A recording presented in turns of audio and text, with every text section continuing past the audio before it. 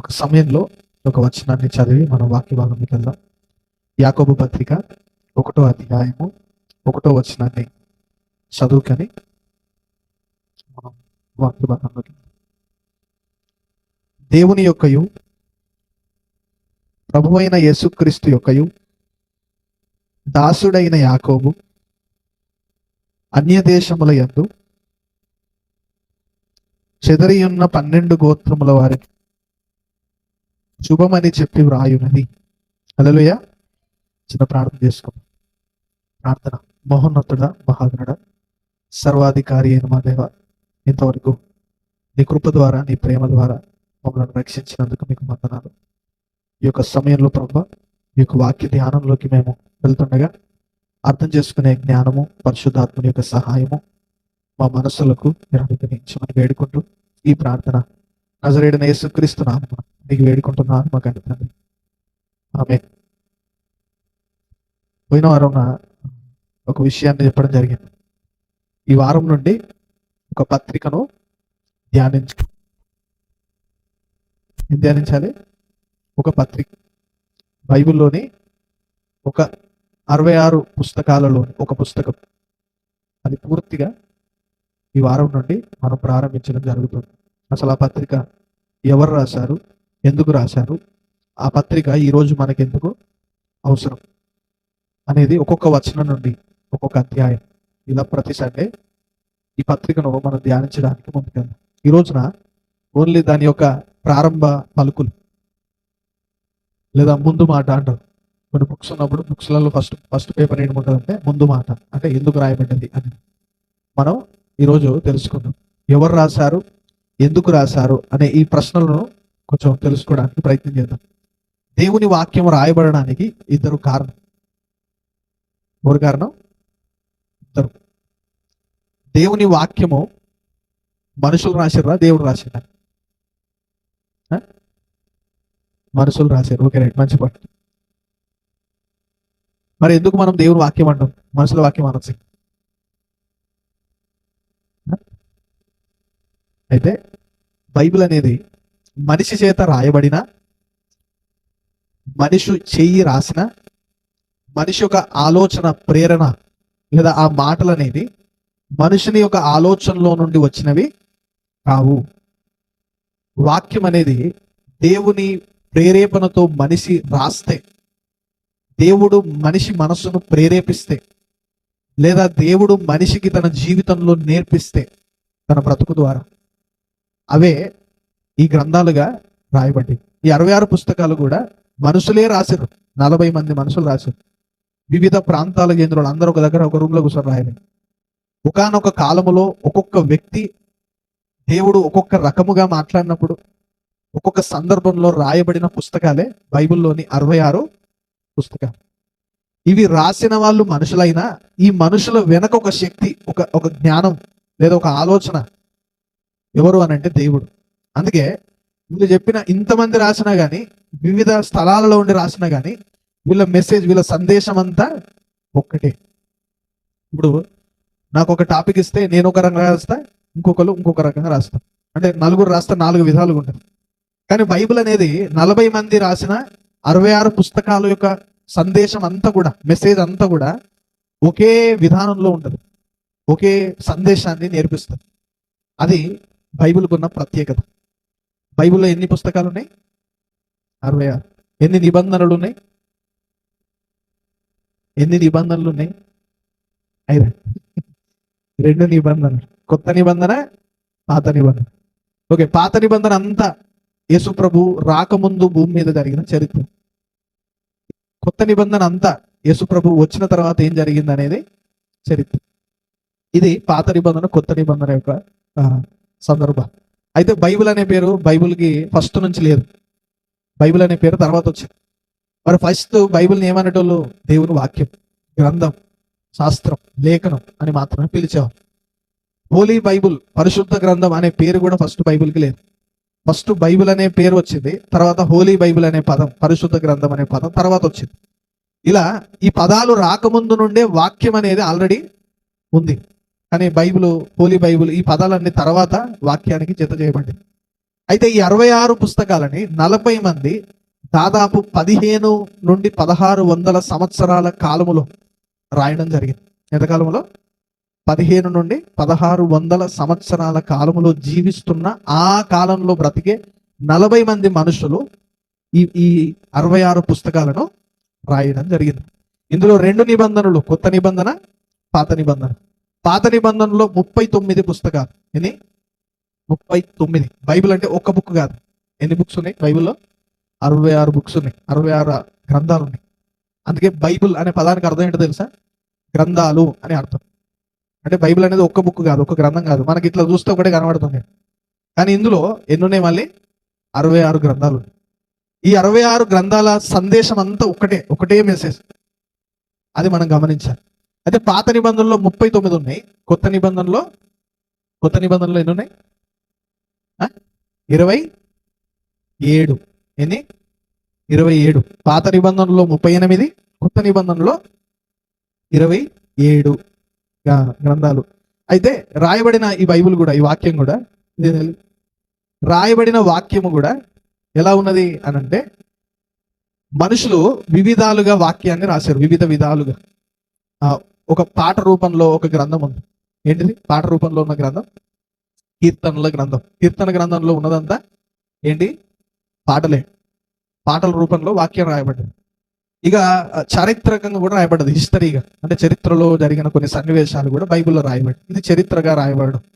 కొన్ని ఎట్లా అంటే కవిత్వ రూపంలో కూడా రాయబడ్డాయి. పరమగీతములు కానీ ఇంకా కొన్ని ఇట్లాంటి గ్రంథాలు కవిత్వ రూపంలో. యోబు గ్రంథం కూడా కవిత్వ రూపంలో రాయబడిన గ్రంథాలు, కావ్య గ్రంథాలు అంటారు వాటి. ఇట్లా బైబిల్ అనేది ఒకటే రచనా శైలిలో లేదు, ఒకే విధంగా రాయలే. వివిధ రకాలుగా రచన శైలిలు కలిగి రాయబడ్డది. అయితే పత్రికలుగా, లెటర్స్ గా కూడా వాక్యం రాయబడ్డది. ఎలా రాయబడ్డది?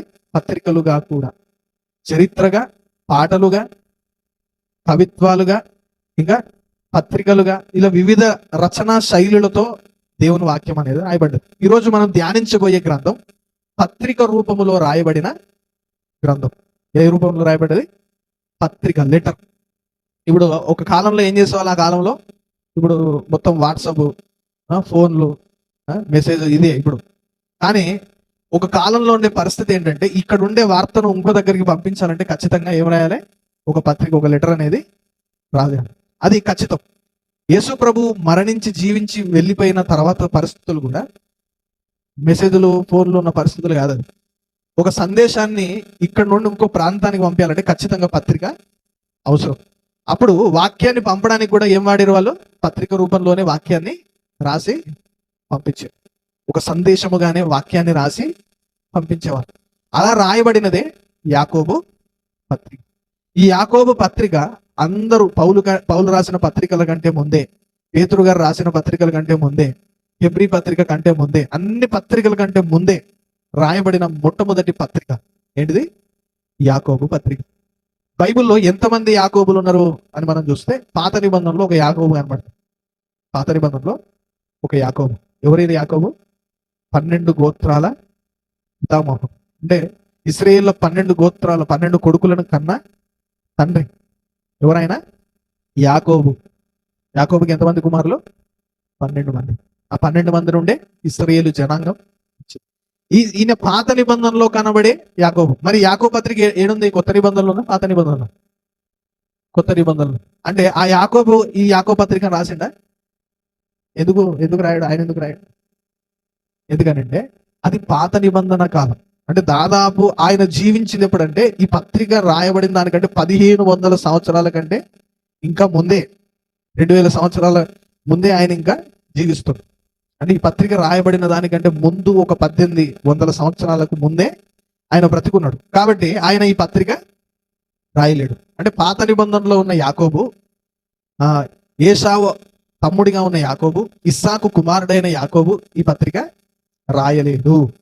ఎవరు రాసేది యాకోబు పత్రిక అనేది చాలా మందికి ఉన్న డౌట్.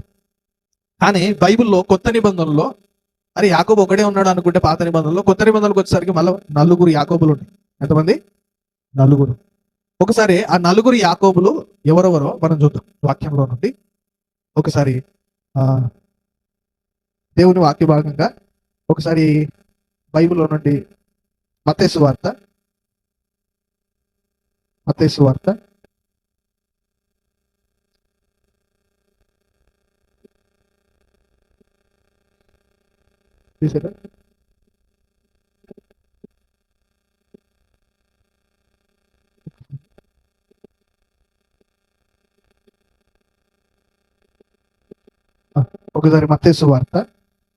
8వ వచనం అంటే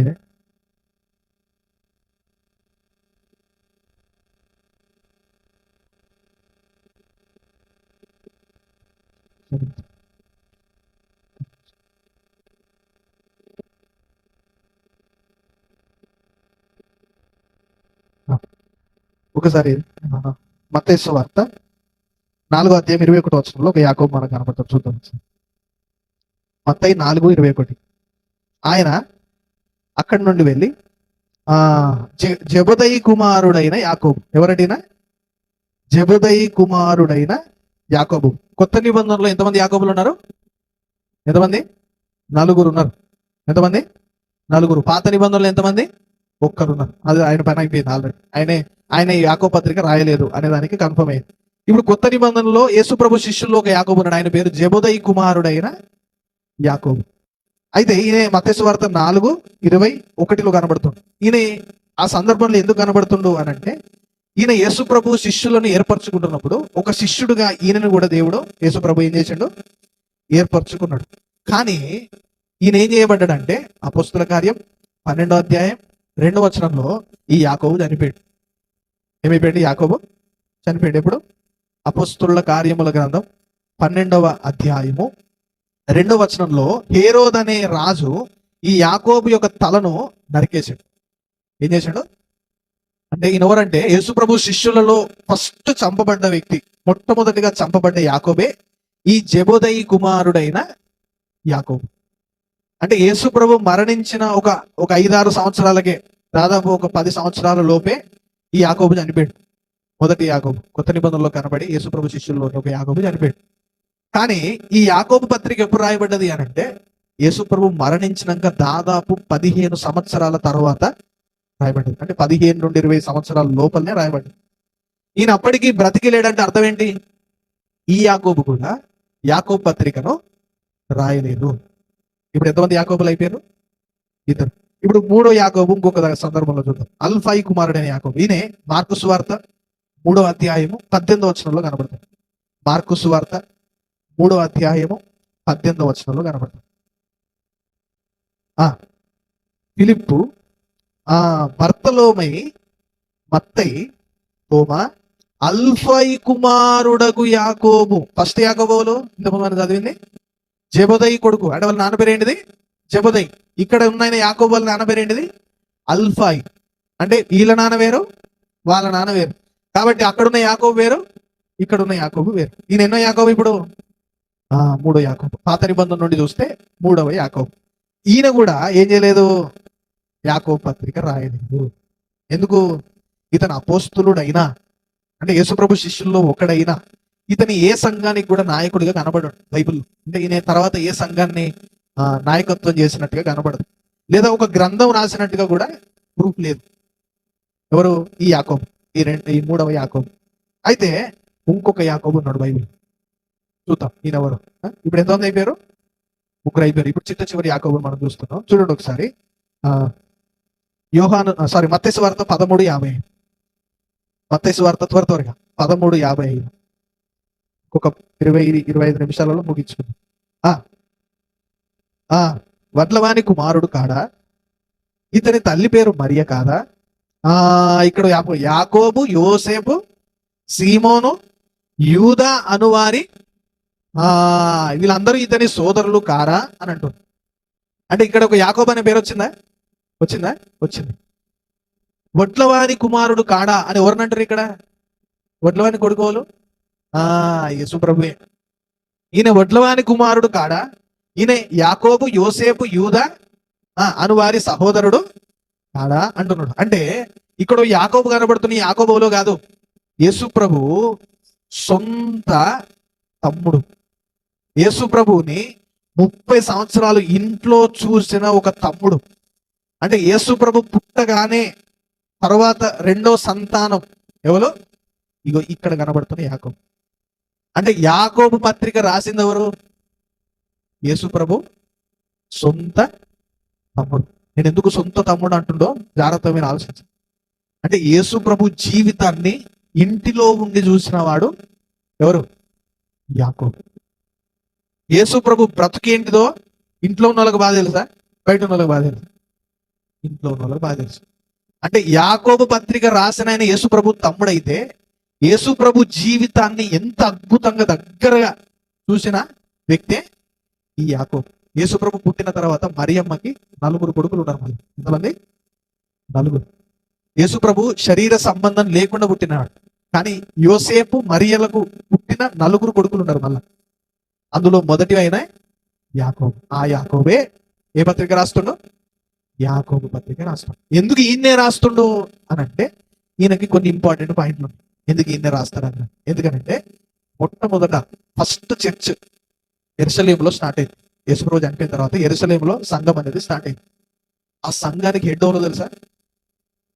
పేతురు కూడా కాదు. ఎవరో తెలుసా? యాకోబు. అసలు యాకోబు యేసు ప్రభువుని ఫస్ట్ నమ్మలే. యేసు ప్రభు తమ్ముడైనంత మాత్రాన యేసు ప్రభుని ఫస్టే నమ్మిండు అనుకుంటారు యాకోబు? అసలు ఈ యాకోబు అంటే యేసు ప్రభు సహోదరులు ఎలాంటి వాళ్ళు ఒక వచనం చూద్దాం. యేసు ప్రభు భూమి మీద బ్రతుకున్నప్పుడు యేసు ప్రభువుని వాళ్ళ సొంత తమ్ముళ్ళు ఎలా చూసిర్రు, ఏమనుకున్నారు యేసు ప్రభు గురించి అనే దానికి యోహాను సువార్తలో ఒక వచనం 7వ అధ్యాయం 5వ వచనం చూడండి ఒకసారి. యోహాను సువార్త 7వ అధ్యాయము 5వ వచనం చూడండి. ఆయన సహోదరులైనను ఆయన యందు విశ్వాసము ఉంచిర్రా? ఉంచలేదు. ఇక్కడ ఆయన సహోదరులు అంటే ఎవరు? 4 తమ్ముళ్ళు. యేసు ప్రభుకుండే 4 తమ్ముళ్ళు. వీళ్ళట ఏం చేయలేదట? యేసు ప్రభు భూమి మీద ఉన్నప్పుడు ఆయన మీద విశ్వాసం ఉంచలేదు. అంటే ఆయన్ని నమ్మలేదు, ఆయన అంగీకరించలే, ఆయన దేవుడని ఒప్పుకోలే, ఆయన రక్షకుడని ఒప్పుకోలే. ఎవరు? సొంతింటోళ్ళే. కానీ తర్వాత ఈ యాకోబు ఏం రాశాడు యేసు ప్రభు గురించి? పత్రిక రాశాడు. అంటే యేసు ప్రభు భూమి మీద బ్రతికున్నప్పుడు నమ్మలే గాని ఎప్పుడు నమ్మిండినా? యేసు ప్రభు తిరిగి లేచిన తర్వాత. అంటే అప్పటి వరకు ఏమనుకుంటారు? ఈయన మా అన్న, మా అమ్మకి ఫస్ట్ పుట్టిన అంతే, ఈయన ఒక మనిషి నాలంటే. కానీ ఎప్పుడైతే తిరిగి లేచిండు, పునరుత్థానమైందనే ఈ వార్త లేదా కల్లారా యేసు ప్రభుని తిరిగి లేచిన తర్వాత ఎప్పుడైతే చూసిండో అప్పుడు నమ్మిండు. ఎవరు? ఈయన నా అన్న మాత్రమే కాదు, ఈయన కేవలం మా ఇంటిలో ఉండే ఒక మనిషి మాత్రమే కాదు, ఎవరైనా దేవుడు. అప్పుడు తెలుసుకో. ఇది ఎక్కడుంది? అపోస్తల కార్యం చూద్దాం. అపోస్తలుల కార్యము మొదటి అధ్యాయంలోనే ఒకసారి 14వ వచనం చూద్దాం. వీరందరూ వీరితో కూడా కొందరు స్త్రీలను, ఈ మాట చూడండి, యేసు తల్లి అయిన మరియయు ఆయన సహోదరులను ఏక మనస్సుతో ఎడతెగక ప్రార్థన చేయుచుండరి. ఏం చేస్తున్నాడు ఇక్కడ? ఆయన సహోదరులు అందరూ ఏం చేస్తారు? ప్రార్థన చేస్తారు.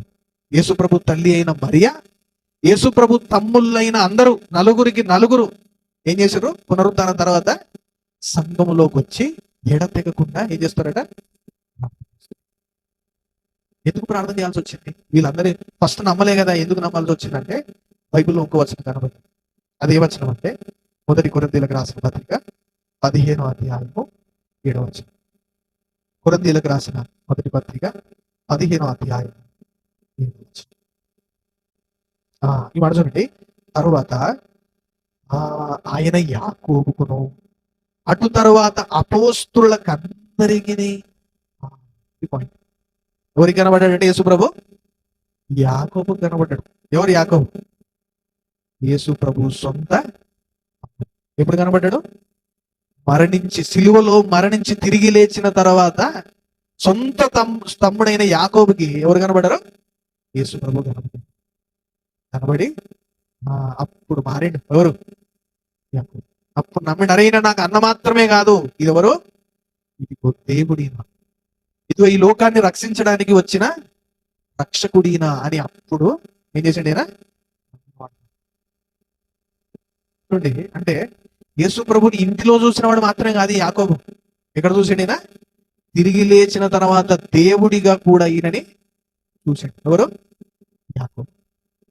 ఎందుకు ఈ యాకోబు పత్రిక మనం చదవాలి? మనకి ఎందుకు అవసరం ఇది? అందుకే ఆ అవసరం కోసం ఈ పత్రికను మనం ధ్యానం చేయబోతున్నాం.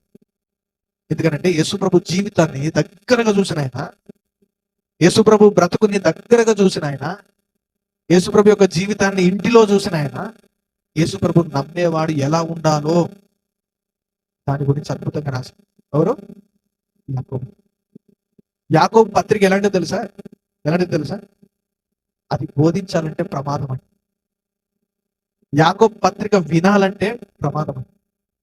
యాకోబు పత్రిక చదవడం సులువట, కానీ బోధించడం చాలా డేంజర్, ప్రమాదం. యాకోబు పత్రిక నార్మల్గా వినడం సులువట, కానీ సంఘములో దేవుని చేత బోధించబడుతున్నప్పుడు వినడం చాలా ప్రమాదం. ఎందుకు? బోధించేవాడు ఏం చేయాలి? పాటించాలి. సంఘములో వినేవాడు ఏం చేయాలి? అంటే యాకోబు పత్రికలు ఏమున్నాయి? బ్రతుకుని గురించి. అందుకే ఒక ఆయన ఇలా అన్నాడంట. ఒక ఆయన ఏమన్నాడంటే, ఇదిగో నువ్వేం నమ్ముతున్నావు అనేది ప్రాముఖ్యం కాదు, నువ్వు ఎవరు అనేది. ఈ యాకోబు పత్రిక కూడా ఎలాంటిదనంటే, ఇదిగో నువ్వు ఏం నమ్ముతున్నావు అనేది కాదయా, నువ్వు ఎవరు, అసలు నువ్వు ఎవరు అనే ప్రశ్న వేస్తుంది ఈ పత్రిక. చూద్దాం ఇంకా ఈ యాకోబు గురించి కొన్ని వచనాలు కనబడుతూ ఉంటాయి. ఈయన ఎలాంటి పరిచర్య చేసిండు అని అంటే, యెరూషలేములో ఒక సందర్భం మనకు కనబడుతూ ఉంటుంది. అపోస్తుల కార్యం 15వ అధ్యాయం 13వ వచనం. తర్వాత గలతీ 1:19. తర్వాత మనం వాక్య భాగంలోకి వెళ్దాం. ఈ 15:13 వారు చాలించిన తర్వాత యాకోబు ఇట్లా, నేను సహోదరులారా నా మాట ఆలకించుడి, అన్యజనులలో నుండి దేవుడు తన నామము కొరకు ఒక జనమును ఏర్పరచుకొనును, వారిని ఈ అందదాలు. ఇక్కడ ఏ సందర్భం అంటే, ఇది ఒక పెద్ద వివాదం వచ్చింది, ఒక పెద్ద గొడవ జరుగుతుంది సంఘాల్లో. అన్ని సంఘాలలో దాదాపు అక్కడ ఎన్ని సంఘాలు విస్తరించినాయో అన్ని సంఘాల్లో ఒక గొడవ జరుగుతుంది. ఏంటి ఆ గొడవ అంటే, సున్నతి కూర్చిన గొడవ. ఏం గొడవ? సున్నతి. సున్నతి అంటే ఏంటిది? ఇప్పుడు ముస్లిం చేసుకుంటారు, వీళ్ళు కూడా ఎందుకు చేసుకుంటారు అంటే, ఇది ఒకప్పుడు అబ్రహాము నుండి మొదలైంది సున్నతి. బైబిల్లో ఉండే అబ్రహాము నుండి మొదలైందే సున్నతి. బైబిల్కి సంబంధించిందే ఇది. దేవుడే చేసుకోమన్నాడు సున్నతి. ఎందుకంటే దేవుని ప్రజలకు గుర్తుగా దేవుడు పురుషులని చేసుకోమన్నదే సున్నతి. అది పాతకాలం. అది ఎందుకు చేసుకోమన్నాడంటే, హృదయం అనే సున్నతి కోసం, సాక్ష్యం. సున్నతి జరగాల్సింది శరీరానికి మాత్రం కాదు, దేనికి జరగాలి? హృదయానికి జరగాలి, మనస్సుకు జరగాలి అనే భావనను తెలియజేయడానికి సున్నతి అనేది ప్రారంభించబడింది. అయితే ఇక్కడ సున్నతి గురించిన గొడవ సంఘాల్లో ఆ రోజుల్లో బాగా జరుగుతుంది. ఎందుకనంటే యూదులందరూ ఏం చేసుకుంటారంటే సున్నతి చేసుకుంటారు. పుట్టుకతోనే ఏం చేసుకుంటారు? సున్నతి చేసుకుంటారు. ఎవరు? అయితే యేసు ప్రభు వచ్చిన తర్వాత ఏం జరిగిందంటే, యేసు ప్రభువులోకి యూదులు మాత్రమే కాదు, అన్యజనులు కూడా, అంటే ఇతర వర్గానికి చెందిన ప్రజలు కూడా ఎవరిని నమ్ముతారు? యేసు ప్రభుని నమ్ముతారు. ఇప్పుడు వాళ్ళకి ఏముండదు? సున్నతి ఉండదు. ఇక్కడ సంఘములో ఉన్న యూదులకు ఏముంది? సున్నతి ఉంది. ఇప్పుడు వీళ్ళు ఏమన్నారంటే, లేదు నువ్వు యేసు ప్రభుని నమ్ముకున్నావు అంటే, నువ్వు బైబిల్ని పాటిస్తున్నావు అంటే, నువ్వు కూడా ఏం చేసుకోవాలి? అది పెట్టి ఆ గొడవ స్టార్ట్ చేసి, ఈ గొడవ టైంలో సంఘంలో ఉండే అందరూ పెద్దలందరూ ఒకటై, అరే ఈ డౌట్ క్లారిటీ ఇవ్వాల్సిన మనం కాదు, ఎవరు క్లారిటీ ఇవ్వాలి? ఫస్ట్ దీని ప్రారంభికులు ఎవరైతే ఉన్నారో, యేసు ప్రభుతో తిరిగిన వాళ్ళు, యేసు ప్రభుతోని ప్రారంభ పరిచయం చేసిన వాళ్ళు ఎవరైతే ఉన్నారో వాళ్ళు ఈ డౌట్ క్లియర్ చేయాలి అని చెప్పి అన్ని సంఘాల నుంచి పెద్దలందరూ పోయి యెరూషలేములో, మెయిన్ చర్చ్ ఎక్కడ ఉంది ఆ కాలంలో? యెరూషలేములో ఉంది. అక్కడికి వెళ్ళి డిస్కషన్ పెట్టి, ఇలా కాదు ఇలా అని మాట్లాడుతున్నప్పుడు లాస్ట్ ఒక మెసేజ్ ఇచ్చారు వాళ్ళు. ఏంటిదంటే, సున్నతి కాదురా కావాల్సింది, హృదయంలో మార్పు కావాలి. రక్షణ అనేది సున్నతి చేసుకుంటే రాదు.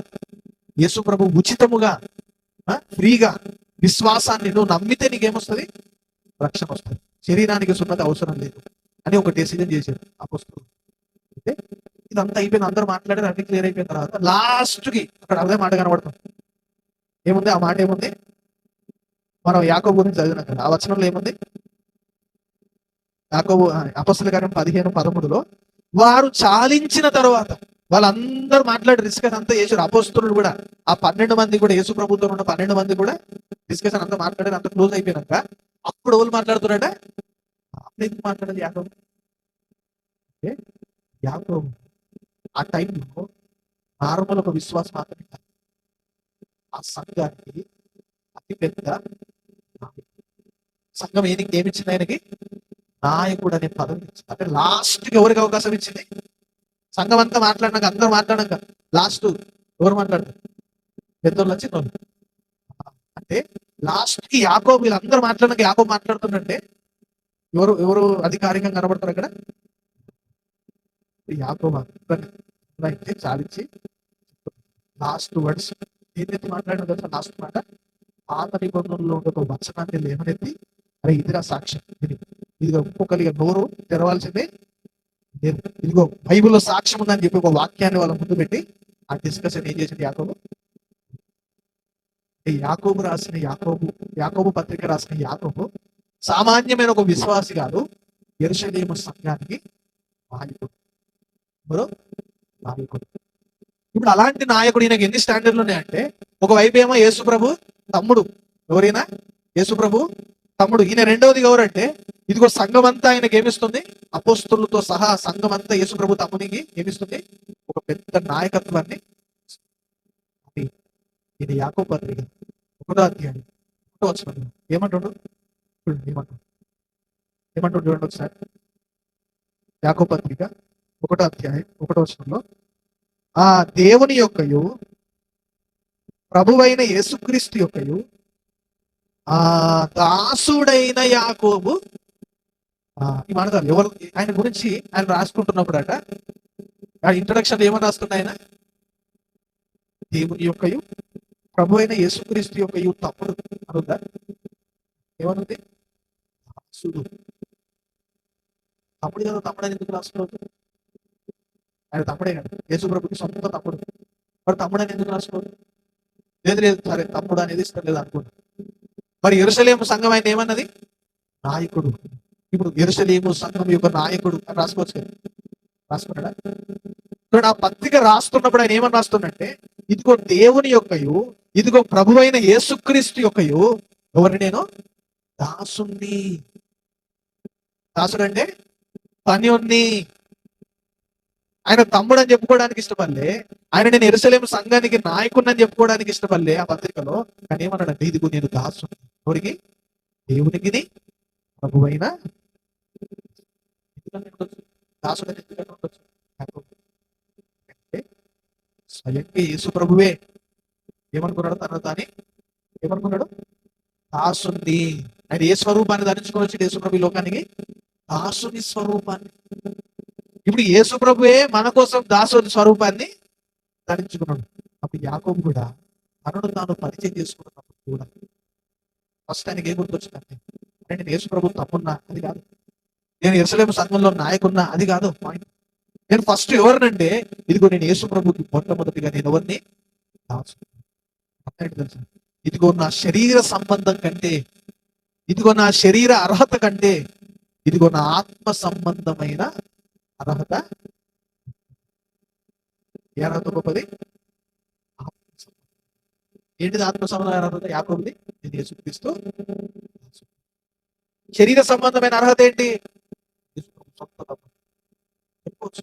ఇక్కడ అప్పటికి ప్రపంచం అంతా అలానే నమ్ముతుంది. అప్పటికి అక్కడ ఉన్న సంఘాలు, యెరూషలేములో ఉన్న వివిధ సంఘాలన్నీ వాళ్ళు అన్నీ నమ్ముతుంది. అలా చెప్పుకోవచ్చు. కానీ ఎప్పుడు యేసు ప్రభు సొంత తమ్ముడు, యేసు ప్రభు తమ్ముడని ఏమంటే, ఇదిగో నేను ఆ యేసుకి దాసుని.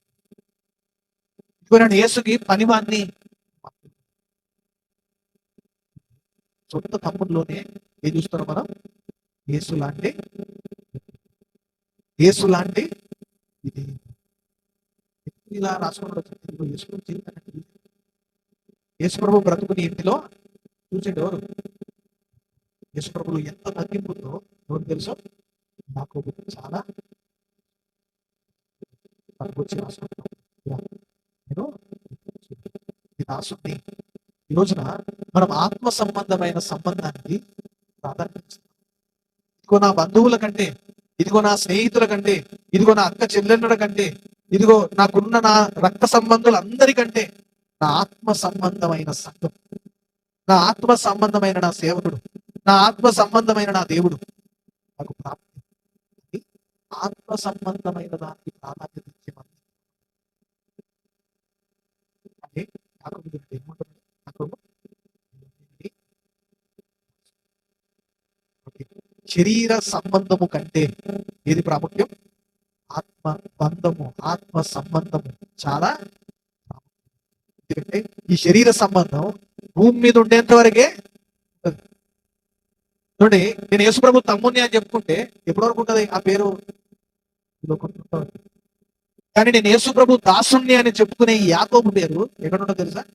భూమి మీద రాసే ఈ పత్రికలు మాత్రమే కాదు, చనిపోయిన తర్వాత పరలోకంలో కూడా అదే అదే ప్రారంభ పలుకు కోరుకుంటది.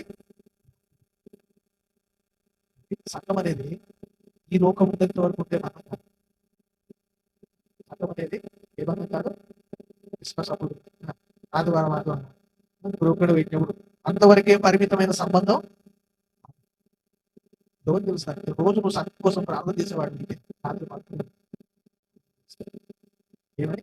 నేను నిజంగా రక్త సంబంధుల కోసం ప్రార్థన చేయకపోయినా సంఘం కోసం నువ్వు రోజు ప్రార్థన చేస్తున్నావు. తప్పదా?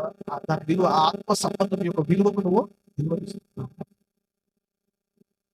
సంఘం అనేది భూమి మీద మాత్రమే ఉండేది కాదు, చనిపోయిన తర్వాత పరలోకంలో కూడా మనం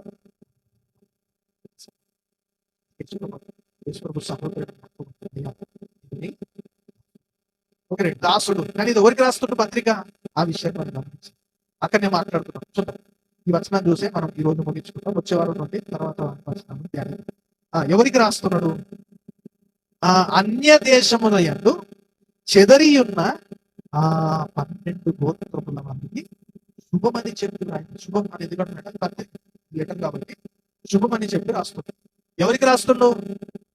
అన్య జనులు కానీ, అన్య దేశముల యందు చెదరి ఉన్న 12 గోత్రాలు. మీరు ఒకసారి ఆలోచించారు సంబంధం. పాత నిబంధనలో యాకోబు ఎంతమందిని అన్నాడు? 12 మంది గోత్రాలు. ఇక్కడ ఈ యాకోబట ఎవరికి రాస్తున్నట? 12 గోత్రముల వారికి. ఈ యాకోబు చూడండి ఏ వేళ పోతుండో పాత నిబంధనల యాకోబు లాగానే అనిపిస్తుంది.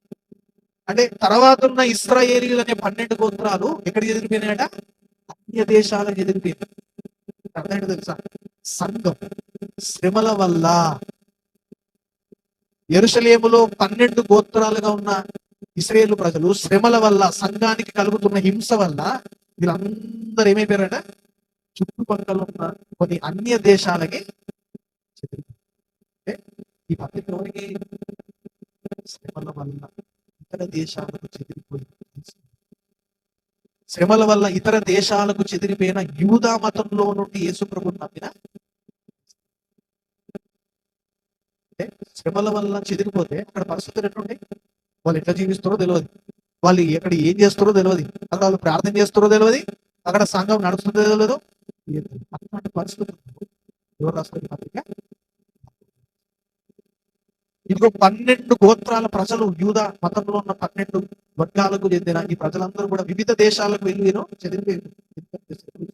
మీరు అపోస్తుల కార్యాలు కొన్ని అధ్యాయాలు చదువుతా ఉంటే సంఘం అనేక ప్రాంతాలకు విస్తరించింది. సమరయ, గలిలయ, కొన్ని ప్రాంతాల వరకు కూడా యూదాలో ఉన్న ప్రజలందరూ ఏం చేయగలుగుతారు? విస్తరించి చెదిరిపోతారు. అటు కొందరు ఇటు కొందరు. అట్లా వివిధమైన దేశాలకు సంఘమంతా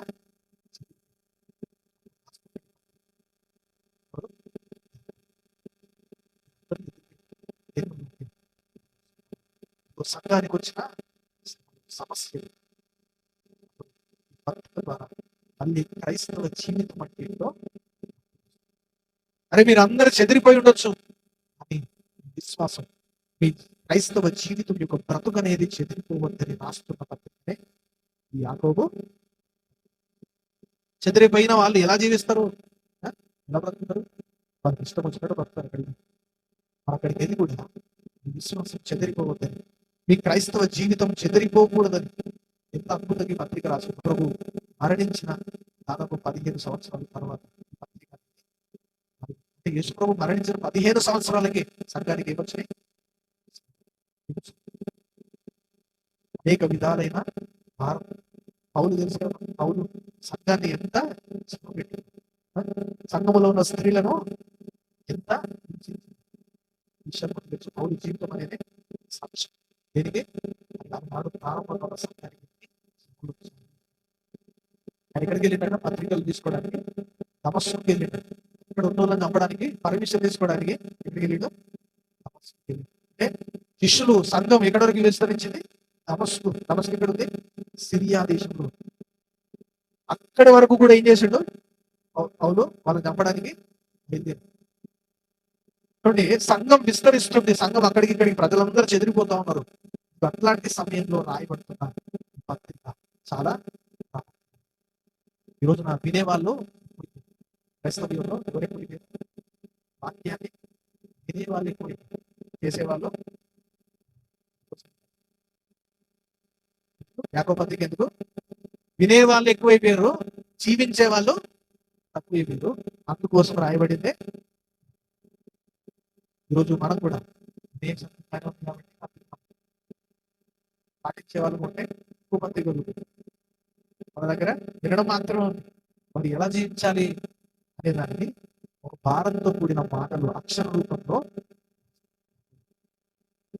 ఎలా ఉంటుంది? ఒక వ్యక్తిగత జీవితం, ఒక్కొక్క అధ్యాయం ఒక పేరు పెట్టచ్చు. ఈ వ్యక్తిగత జీవితం ఎలా ఉంటుంది? ఈ హృదయ సంబంధమైన జీవితం ఎలా ఉండాలి? ఈ క్రియలతో కూడిన జీవితం ఎలా ఉండాలి? ఇలా ఒక్కొక్క అధ్యాయం ఒక పేరు జీవితం. జీవితం జీవితం మొత్తం క్రైస్తవం అంటే జీవితమే అని చెప్పేది ఏ పత్రిక? యాకోబు. ఈ వారం మీరు ఏం చేయాలి? పత్రికను అయితే ఇందులో కొన్ని ఉదాహరణలు, ఉపమానాలు వాడబడి. ఉదాహరణగా ఎగ్జాంపుల్ అద్దం. ఏంటిది? అద్దం. ఏమన్నా పదాలు వాడబడి? అద్దం అనేది ఉదాహరణగా యూజ్ చేసి.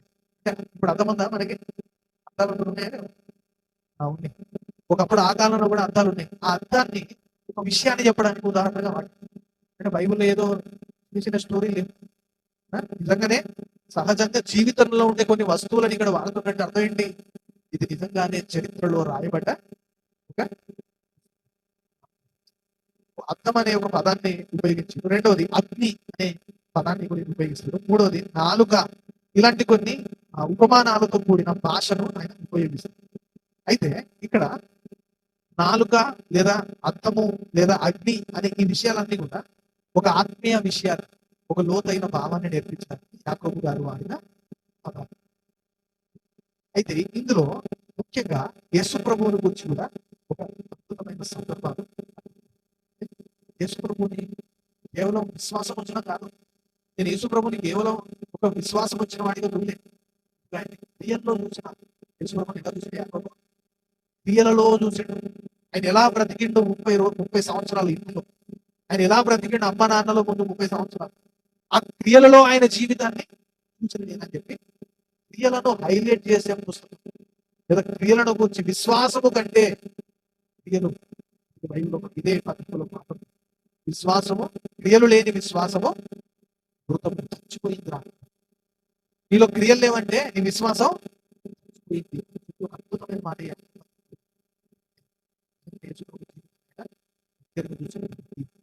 క్రైస్తవ్యం అంటే, క్రీస్తుని వెంబడించడం అంటే కేవలం విశ్వాసం కాదు, జీవితం అని కోరిన మీరు. ఇలాంటి ప్రాముఖ్యమైన విషయాలు మనం యాకోబు పత్రిక చదవడానికి సులభం. ఇది జీవితాన్ని మార్చే ఒక అర్థం. మన విశ్వాసాన్ని పరీక్షించి, ఇదిగో నువ్వు విశ్వాసిగా, నీ విశ్వాసం కరెక్టేనా అని ప్రశ్న వేస్తుంది. ఏంటిది? యాకోబు. ఇదిగో నీ జీవితాన్ని మళ్ళీ ఒక అర్థం లాగా ఏం చేస్తుందంటే ఈ పత్రిక చూపిస్తుంది. కాబట్టి ఇలాంటి పత్రిక మనం వచ్చే వారం నుండి ఏమవుతున్నాం? ధ్యానించబోతున్నాం. ఎవరు రాశారు ఈ పత్రికని చెప్పాలి. ఎవరు రాశారు? యేసుక్రీస్తు తమ్ముడైన యాకోబు. ఎందుకు రాసిండు? రాసిండు మీరు చెదిరిపోయిన మీ విశ్వాసము, మీ భక్తి జీవితము ఏం కావద్దు, చెదిరిపోకూడదు అని చెప్పడానికి రాసిండు. ఓకే, ఎవరికి రాసిండు? చెప్పాను, నువ్వు చెప్తున్నావు కదా, అన్య దేశముల యందు. అంటే యెరూషలేములో ఉన్న యూదులైన క్రైస్తవులు విస్తరించారు, అక్కడికక్కడికి శ్రమల వల్ల చెదిరిపోయారు.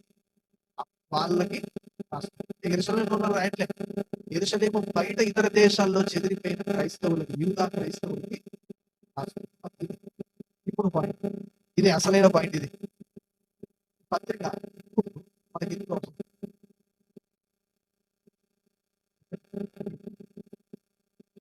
పత్రిక ఇప్పుడు మనకి ఎందుకు అవసరం? అవసరమా లేదా అంటే ఇప్పుడు బస్ అవసరం. ఎందుకు అవసరం? అవసరం లేదంటే అనుకోండి, ఇది ఇక వచ్చేవారం లేదు. అవసరమే కదా, ఎందుకు అవసరం?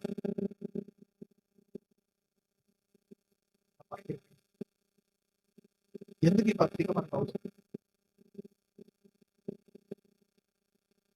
క్రియలతో కూడిన క్రైస్తవ సంఘాన్ని చూడాలంటే ఈ పత్రిక, కేవలం విశ్వాసంతోనే మేము ఉంటాం అనే సంఘం, అనే సంఘానికి ఈ పత్రిక అవసరం లేదు. ఎదురు బాబు, మాకు విశ్వాసం కావాలి, విశ్వాసం ద్వారా చెయ్యబడి క్రియలు కూడా మాలో ఉండాలి అని ఆశపడిన వాళ్ళకి ఈ పత్రిక. ఆ క్రియలేంటి, జీవితం ఏంటి, ఎలా బ్రతకాలి అనేది యాకోబు ఏ విధంగా చెప్పింది వచ్చేవాళ్ళ నుండి మనం చూద్దామా? మహోన్నతుడ, మహాగణుడ, సర్వాధికారి ఇంతవరకు ప్రభు